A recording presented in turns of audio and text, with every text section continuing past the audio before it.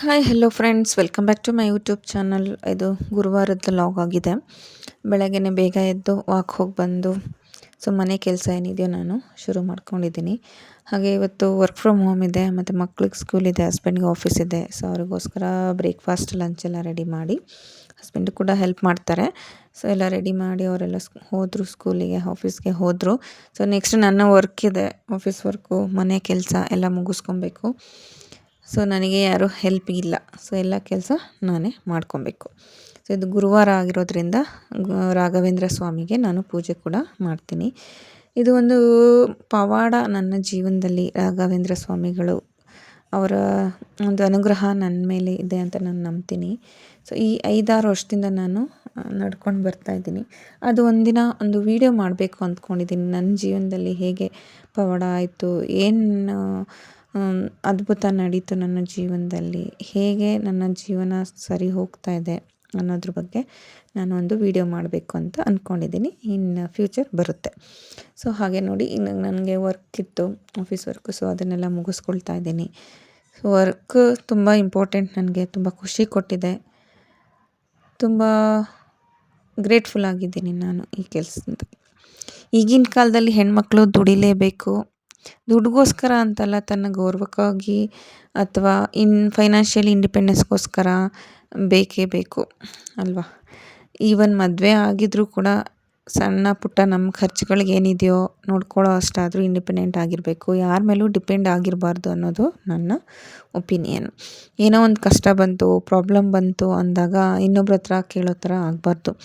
ದುಡ್ಡಿಲ್ಲದೆ ಬದುಕ್ತೀವಿ ಅನ್ನೋದೆಲ್ಲ ಸುಳ್ಳು. ಹಣ ಬೇಕೇ ಬೇಕು ಜೀವನದಲ್ಲಿ ಅಲ್ವಾ. ಹಣ ಇಲ್ಲ ಅಂದರೆ ಯಾರೂ ಕೂಡ ಬೆಲೆ ಕೊಡಲ್ಲ ನಮಗೆ. ಅದಕ್ಕೋಸ್ಕರ ನಾವು ದುಡಿಬೇಕು. ಚಿಂತಿಸಿ ಬಡವನಾಗಬೇಡ, ದುಡಿದು ಶ್ರೀಮಂತನಾಗು ಅಂತ ಒಂದು ಅದ್ಭುತವಾದ ಲೈನ್ ನೋಡಿದೆ ನಾನು ಮೊನ್ನೆ ಆಫೀಸಿಂದ ಬರಬೇಕಾದ್ರೆ ಆಟೋ ಮೇಲೆ. ಹೌದಲ್ವಾ, ಚಿಂತೆ ಮಾಡ್ಕೊಂಡು ಕೂತ್ಕೊಳ್ಳೋ ಬದಲು, ಚಿಂತೆ ಮಾಡ್ಕೊಂಡು ಎಷ್ಟೋ ಜನ ನಾನು ನೋಡಿದ್ದೀನಿ, ಚಿಂತೆ ಮಾಡಿಕೊಂಡೆ ತುಂಬ ಟೈಮ್ ವೇಸ್ಟ್ ಮಾಡ್ತಾರೆ.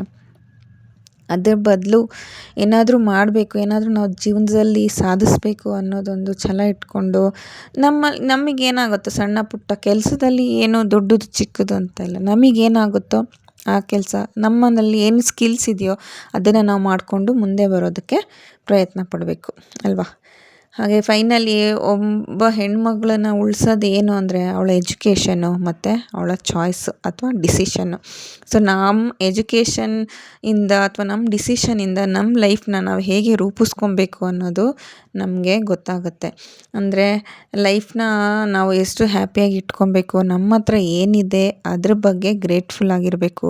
ಇಲ್ಲದೇ ಇರೋರನ್ನ ಅಥವಾ ಇನ್ನೊಬ್ಬರ ಬಗ್ಗೆ ಕಂಪೇರ್ ಮಾಡಿಕೊಂಡು ಅವ್ರ ಹತ್ರ ಕಾರಿದೆ, ಮನೆ ಇದೆ, ಅಥವಾ ಇಷ್ಟು ಆಸ್ತಿ ಇದೆ, ಅಥವಾ ಇಷ್ಟು ಗೋಲ್ಡ್ ಇದೆ, ನಮಗೇನು ಇಲ್ಲ ಅಂತ ನಾವು ಕೊರ್ಕೊಂಡು ಕೂತ್ಕೊಳ್ಳೋ ಬದಲು, ಅದನ್ನು ನಾವು ಪಡ್ಕೊಳ್ಳೋಕ್ಕೆ ಅಥವಾ ಗಳಿಸೋಕ್ಕೆ ಏನು ಪ್ರಯತ್ನ ಪಡ್ಬೋದು, ದುಡಿಬೋದಾ ಅಥವಾ ಇನ್ನೂ ಏನು ಬಿಸ್ನೆಸ್ ಮಾಡ್ಬೋದು, ಏನೋ ಒಂದು ನಮ್ಮ ಕೈಲಿ ಏನಾಗುತ್ತೆ ಅದನ್ನು ನಾವು ಮಾಡೋಕ್ಕೆ ಪ್ರಯತ್ನ ಪಡಬೇಕು. ಹೇಗಾದರೂ ಹೇಗೆ ಬೇಕಾದರೂ ಬದುಕೋಬೋದು ಅಂತ ಅಂದ್ಕೋಬಾರ್ದು. ನಮ್ಮ ಕನಸಿದೆ, ನಾವು ಈ ಥರನೇ ಬದುಕಬೇಕು ಅಂದ್ಕೊಂಡು ಅದ್ರಿಗೆ ಆ ಗೋಲ್ಸ್ನ ಇಟ್ಕೊಂಡು, ಡ್ರೀಮ್ಸ್ನ ಇಟ್ಕೊಂಡು, ಅದಕ್ಕೇನು ಮಾಡಬೇಕು ಅನ್ನೋದ್ರ ಬಗ್ಗೆ ನಾವು ತಲೆ ಕೆಡಿಸ್ಕೊಂಡು ಅದನ್ನು ನಾವು ಅಚೀವ್ ಮಾಡೇ ಮಾಡ್ತೀವಿ ಅಂತ ಪ್ರಯತ್ನ ಪಡಬೇಕು. ನಾನು ಈ ಕೆಲಸ ಸ್ಟಾರ್ಟ್ ಮಾಡಿದಾಗ ನನ್ನ ಮಕ್ಕಳು ತುಂಬ ಚಿಕ್ಕದ ಮಗಳು, 1.5 ವರ್ಷ ಇದ್ಲು. ಆಗ ಸ್ಟಾರ್ಟಿಂಗಲ್ಲಿ ತುಂಬ ಜನ ಹೇಳ್ತಾಯಿದ್ರು, ಇಷ್ಟು ಚಿಕ್ಕ ಮಗುನ ಬಿಟ್ಟು ಹೇಗೆ ಕೆಲ್ಸಕ್ಕೆ ಹೋಗ್ತೀಯಾ. ನನ್ನ ಫ್ರೆಂಡ್ಸು ಕೂಡ ಕೆಲವರು ಹೇಳಿದ್ದಾರೆ. ನನಗೆ ತುಂಬ ಹರ್ಟ್ ಆಗ್ತಿತ್ತು. ಬಟ್ ನಮ್ಗೆ ಅನಿವಾರ್ಯ, ಹೋಗಲೇಬೇಕು. ನಾವು ಕೆಲಸ ಮಾಡ್ತೀವಿ, ಮಕ್ಕಳನ್ನ ಬಿಟ್ಟು ಹೋಗ್ತೀವಿ ಅಂತ ನಾವೇನು ಕೆಟ್ಟ ತಾಯಿ ಅಲ್ಲ. ನಮಗೆ ಗೊತ್ತಿದೆ ಕರಿಯರ್ ವ್ಯಾಲ್ಯೂ ಅಥವಾ ಬ್ಯಾಲೆನ್ಸಿಂಗ್ ಹೇಗೆ ಮಾಡಬೇಕು ಅಂತ ಗೊತ್ತಿದೆ. ಅಷ್ಟು ಕೆಪಾಸಿಟಿ ಇದೆ, ಅಷ್ಟು ಸ್ಟ್ರೆಂತ್ ಇದೆ. ಸೊ ಮಕ್ಕಳನ್ನ, ಆಫೀಸ್ ವರ್ಕ್ನ ಆಗಲಿ ಏನೇ ಆಗಲಿ ನಾವೆಲ್ಲೂ ಪೆಂಡಿಂಗ್ ಇಟ್ಟಿಲ್ಲ. ಅವ್ರಿಗಿಂತ ತುಂಬ ಚೆನ್ನಾಗೇ ನೋಡ್ಕೊಂಡು ಹೋಗ್ತಾ ಇದ್ದೀವಿ. ಸೊ ಸಣ್ಣ ಪುಟ್ಟ ಈ ಥರ ಸ್ಯಾಕ್ರಿಫೈಸ್ ಅಂತೂ ನಾವು ಮಾಡಲೇಬೇಕು. ನಾನು ತುಂಬ ಹೆಮ್ಮೆ ಪಡ್ತೀನಿ ನನ್ನ ಬಗ್ಗೆ. ಸೊ ನಮಗೆ ಮಾತ್ರ ಗೊತ್ತು ನಾವು ಎಷ್ಟು ಕಷ್ಟಪಡ್ತಾ ಇದ್ದೀವಿ, ಹೇಗೆ ಬ್ಯಾಲೆನ್ಸ್ ಮಾಡ್ತಾಯಿದ್ದೀವಿ ಅನ್ನೋದು ನಮ್ಗಳಿಗೆ ಮಾತ್ರ ಗೊತ್ತಿರುತ್ತೆ. ಸೊ ಯಾರ ಬಗ್ಗೆನೂ ತಲೆ ಕೆಡಿಸ್ಕೊಳ್ಳೋಕೆ ಹೋಗಬಾರ್ದು. ನಮ್ಮ ಲೈಫ್ನ ನಾವು ಹೇಗೆ ಚೆನ್ನಾಗಿ ಮಾಡ್ಕೊಬೇಕು ಅನ್ನೋದ್ರ ಮೇಲೆ ನಾವು ಫೋಕಸ್ ಮಾಡಬೇಕು. ಸೊ ಆವತ್ತು ಮಾತಾಡಿದ್ರಲ್ಲ ಅವರು, ಇವತ್ತು ಇವರಿಷ್ಟು ಚೆನ್ನಾಗಿ ಆಗಿದ್ದಾರಲ್ಲ ಅಂತ ಅಪ್ರಿಷಿಯೇಟ್ ಮಾಡಲ್ಲ ಅಲ್ವಾ. ಸೊ ಹಾಗಾಗಿ ಯಾರ ಬಗ್ಗೆ ತಲೆ ಕೆಡಿಸ್ಕೊಳ್ದಿರೋ ನಮ್ಮ ಲೈಫ್ನ ನಾವು ಹೇಗೆ ರೂಪಿಸ್ಕೋಬೇಕು ಅನ್ನೋದನ್ನು ಮಾಡ್ಕೊಂಡು ಹೋಗಬೇಕು. ಸೊ ಹ್ಯಾಪಿಯಾಗಿರಬೇಕು, ಇರೋದೊಂದು ಲೈಫ್ ಅಲ್ವಾ, ಖುಷಿಯಾಗಿ ಬದುಕಬೇಕು. ಸೊ ಫೈನಾನ್ಷಿಯಲಿ ಇಂಡಿಪೆಂಡೆನ್ಸ್ ಆಗಿರಬೇಕು. ಇದೇ ತರಹ ಮೋಟಿವೇಶ್ನಲ್ ಮತ್ತು ಇನ್ಸ್ಪೈರ್ ಆಗುವಂಥ ವಿಡಿಯೋ ಮಾಡಬೇಕು ಅಂದ್ಕೊಂಡಿದ್ದೀನಿ ಇನ್ ಫ್ಯೂಚರು. ಈ ವಿಡಿಯೋ ಇಷ್ಟ ಆದರೆ ಲೈಕ್ ಮಾಡಿ, ಶೇರ್ ಮಾಡಿ, ಸಬ್ಸ್ಕ್ರೈಬ್ ಮಾಡ್ಕೊಳ್ಳಿ, ನಿಮ್ಮ ಫ್ರೆಂಡ್ಸ್ ಆ್ಯಂಡ್ ಫ್ಯಾಮಿಲಿಗೆ ರೆಫರ್ ಮಾಡಿ. ಮತ್ತು ಇನ್ನಷ್ಟು ಒಳ್ಳೆ ವಿಡಿಯೋಗಳನ್ನ ಮಾಡೋಣ ಅಂತ ಅಂದ್ಕೊಂಡಿದ್ದೀನಿ. ಸೊ ಲೈಫ್ನ ಎಂಜಾಯ್ ಮಾಡಿ, ಇರೋದೊಂದೇ ಲೈಫ್ ಅಲ್ವಾ. Thank you for watching.